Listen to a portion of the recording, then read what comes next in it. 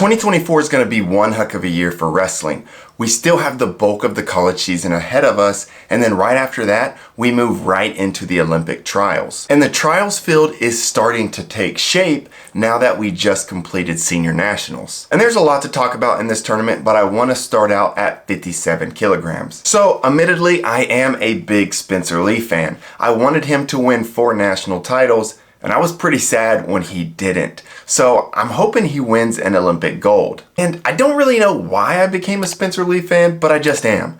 But I watch every single exchange, every single match, hoping to see a Olympic gold quality performance. So the positive here is he beat a high quality wrestler in Nico Magaloudis for the second time. And he was able to string together 3 and 4 matches to do it. But I'm not sure what we learned that we didn't already know at the Bill Farrell, other than this is more mat time, more matches, and he's continuing to look healthy. Just like all of you guys, I was hoping to see him wrestle Nick Suriano, but Nick Suriano didn't show up. And Nick Suriano currently is not qualified for the Olympic trials. So my guess is they're just hoping he can go to the last chance qualifier and grab a spot there. But the risk there is, it comes down to a couple matches.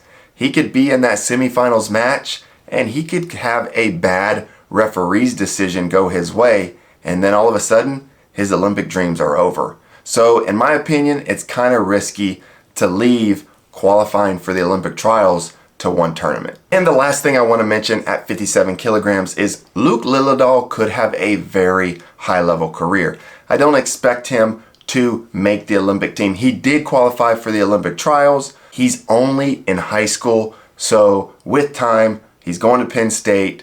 He could take huge jumps and really could be a contender in the Olympics in 2028. The other key weight class at senior nationals was 65 kilograms. And going into this tournament, I really thought our team rep would either be Yanni Diakomihalis, Joey McKenna, James Green, Zane Relaford, Nick Lee, one of those guys. But after this tournament, it's pretty clear that Andrew Alirez has a real shot to make the team and win this spot and represent the United States at the Olympics. So in my opinion, 65 kilograms is the deepest weight. It's going to be the deepest field at the Olympic trials, meaning there's 6, 7, or 8 guys that could really win this spot because there's no real top dog like a David Taylor or even a Kyle Dake or a Kyle Snyder that you have to get past. Really, this weight is wide open for any of these guys to go and grab it. Now, obviously, you still have your favorites. Yanni's going to be a favorite.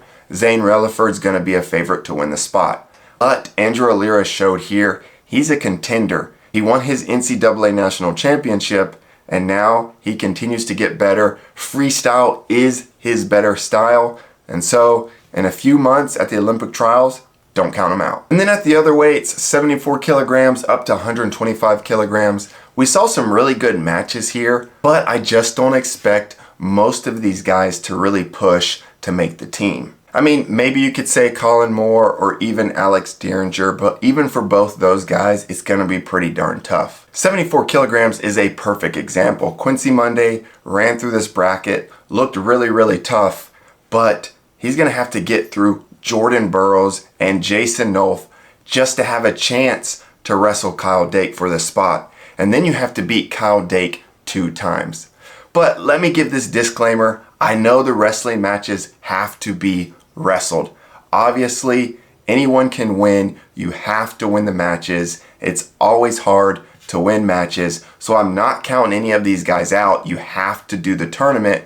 But I'm just saying, Quincy Monday, he's going to have to wrestle nearly perfect to go through the Olympic trials and then to beat Kyle Dake 2 times. And a similar thing at 86 kilograms. Alex Derringer is a good wrestler. In fact, if he was our team rep, I would be pretty confident in his ability to get a medal. But the only problem is, in order to get on the team, he has to beat David Taylor. And again, he's going to have to beat him twice. To make the Olympic team, it's a best 2 out of 3. And so Yazdani has wrestled David Taylor 6 times and has beaten him 1 time.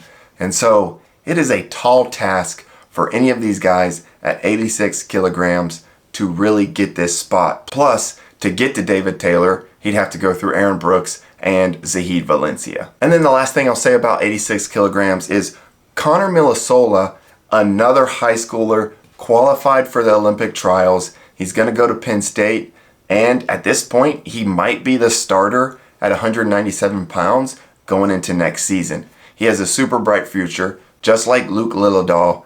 These guys qualifying for the Olympic trials while still in high school is absolutely nuts. So the sky's the limit for their future. Again, it's going to be tough for them to make the team this year, but in 2028, 2032, they could be the reps. The Olympic trials are shaping up to be freaking awesome, and you're not going to want to miss any of it. So make sure you hit the subscribe button to stay up to date and all wrestling news. Plus, I'm trying to get to 4,000 subs, so help me out. All right, so I want to flip over to some college news. We had Virginia Tech versus Stanford, and Cooper Flynn got his red shirt pulled and beat Nico Provo. So this is why one weekend or one really good tournament isn't enough to clarify a guy a title contender or the #1 favorite to win a title, because you really have to see consistency out of the wrestlers week in and week out. Now, don't get me wrong, Cooper Flynn is a solid wrestler, and Nico Provo